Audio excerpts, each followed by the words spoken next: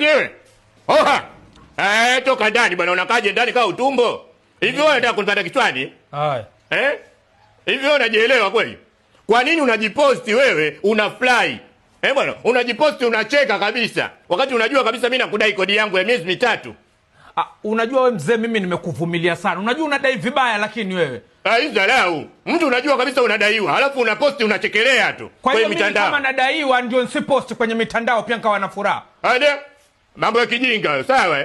Nitakupiga konzi kila ukilikumbuka unalikwepa katika maisha yako. Na kupiga bonge la konzi la utosi. Pesa yako utalipwa, shida iko wapi? Nipeni hela yangu sasa. Haiwezekani wewe unajiposti unacheka, ina maana umejipata. Basi naifuta ni posti nyingine nimenuna. Futa. Hii ni nyumba ama ni jela hii sasa? Futa. Bwana, na katika nyumba inaita nyumba hii. Kajenge yako. Posti kwa vile nadaiwa. Kajenge yako.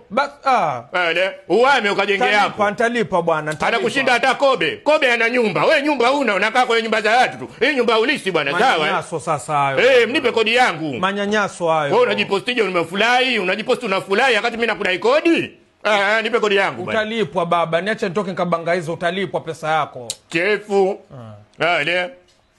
Nyumba hii, nyumba tama. Fanya ukabanga hizo, nipe kodi yangu. Nyumba gani? Nyumba mbovu. Nasubiri hapa uje na kodi yangu. Asubiri.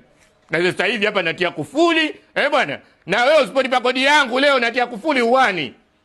Ukati gogo.